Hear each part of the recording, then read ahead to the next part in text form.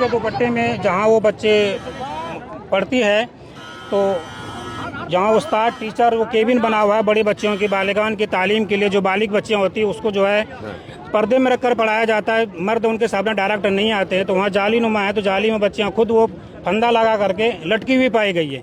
ये है रिपोर्ट अब तक। लेकिन जो गार्जियन लोग हैं उनको बहुत सारे इल्ज़ामात, उनको दुख है, बिल्कुल यकीनन दुख है। वो भी हमारी बेटी है, बस ये है कि वो हमारी सगी बेटी नहीं है, लेकिन दुख हमको उतना ही है जितना सगी बेटी का है कि जिसके घर से जो आदमी जाता है वो हज़ार इल्ज़ामात लगाते हैं, वो इल्ज़ामात सब उनकी जगह पर सही है। अब वो सारा मामला प्रशासन के हाथ में चला जा चुका है। अब प्रशासन देखिए सारा सबूत को इकट्ठा करेंगे, सारे सबूत को देखेंगे, उसके सारे मामलात को जमा करेंगे, सारे एविडेंस जमा करने के बाद प्रशासन जो है फैसला करेंगे। अब उसके बाद देखते हैं क्या होता है। अब मदरसा पक्ष भी जो है सारी बातें रख रहे हैं उनके सामने। मदरसा पक्ष जो है सारी बातें रख रहा है और ये बता रहा है उनको इस तरीके से जो है कि बच्चियाँ रात तलक सही सलामत थी, बिल्कुल पढ़ने के अंदर मशगूल थी।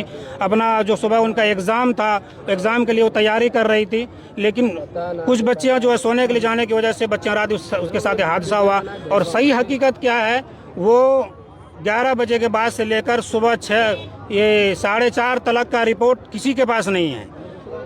ये 11 बजे के बाद से लेकर सुबह 4:30 के अंदर हुआ है। ये बीच में जो रिपोर्ट है ये प्रशासनिक रिपोर्ट है, पर ये सारा मामला, सारा केस जो प्रशासन के हाथ में जा चुका है।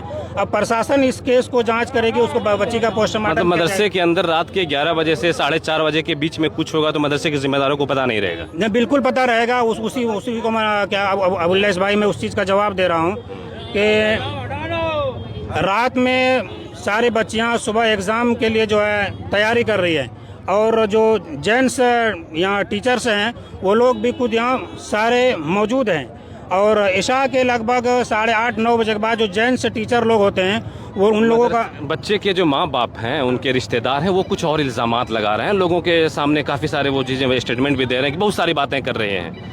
और इस मदरसे वो कह रहे हैं कि इस मदरसे का ट्रैक रिकॉर्ड, मतलब पिछले भी ऐसी चीज़ें हुई हैं लेकिन यहाँ के जिम्मेदारों की तरह दबा दी जाती है। देखिए ऐसा कुछ नहीं है रिकत, हालात सबके साथ ऊपर नीचे होता रहता है। मदरसा एक बड़ा एक संस्था है, एक छोटी सी चीज़ नहीं है। हम लोग अपना ये तो कॉर्पोरेट मदरसा है ना, यहाँ पे बच्चों को फ्री तो पढ़ाई नहीं दी जाती है, खाना फ्री नहीं दिया जाता है।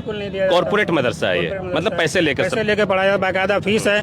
जो हॉस्टल में बच्चियाँ रहती है उनका बाकायदा एडमिशन फीस भी है, और उसका जो है खाने का फीस, कहीं कोई नरमी नहीं, उसमें कोई नरमी। जो अगर घर के 3-4 यतीमों के लिए तो कोई जगह नहीं यहाँ पर, यतीमों के लिए यतीमों के लिए अब वो जो प्रिंसिपल साहब है उनसे बात करनी पड़ेगी कि वो यतीमों के लिए जगह है या नहीं है।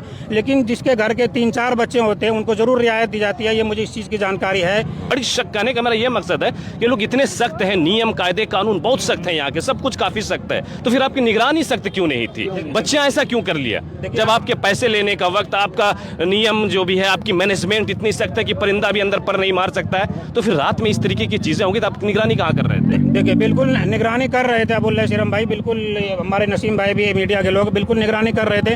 और निगरानी की वजह से ही जो जेंट्स टीचर्स हैं रात 8:30-9 बजे तक यहाँ है, उसके बाद असल में लेट।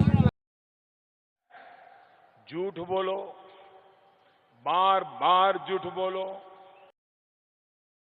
बड़ा है मदरसा, जब इतना कांड हो रहा है तो सीसी कैमरा लगना चाहिए। कई बार हो चुका है, लगा रहा है सीसीटीवी कैमरा होना चाहिए ना। इसका मौलवी का जितना भी है, बिल्कुल लोगों के सवाल है, लोगों के ढेरों सवाल हैं। अब इन लोगों को डर ये भी है, जिस जगह फांसी लगाया है, जिस जगह वहाँ खिड़की में बोल रहा है कि इसी जगह बंद करके फांसी लगाया है, उस जगह हम लोग चार करके देखे कि एक हाथ दीवार में लगाएगा, एक हाथ से फांसी वहाँ मन लगा भी नहीं पाएगा। अगर ये हाथ छोड़ करके यहाँ लगाएगा तो कुछ आप लोगों को सस्पेंस लग रहा है। सस्पेंस होना चाहिए, सीबीआई जांच होना चाहिए, बिल्कुल सीबीआई जांच होना चाहिए। इतना छोटा बच्चा आत्महत्या नहीं कर सकता है, इसके साथ ही है, उनको जांच होना चाहिए, इंसाफ उनको मिलना चाहिए। बिल्कुल ये है लोगों का गुस्सा, और लोग बिल्कुल चाह रहे हैं कि इतना बड़ा जब कोई संस्था हो, एक जिम्मेदारी के साथ यहाँ पर लोग अपनी बच्चियों को रखते हैं, एक जिम्मेदारी के तहत यहाँ पर जो अपनी बच्चियों को भेजते हैं, तो फिर आखिर क्यों नहीं जांच हो? क्या इसका रिजल्ट निकलेगा, क्या इसका परिणाम निकलेगा, या फिर ठंडे बस्ते में ये चला जाएगा? ये लोगों के जहन में एक सवाल है।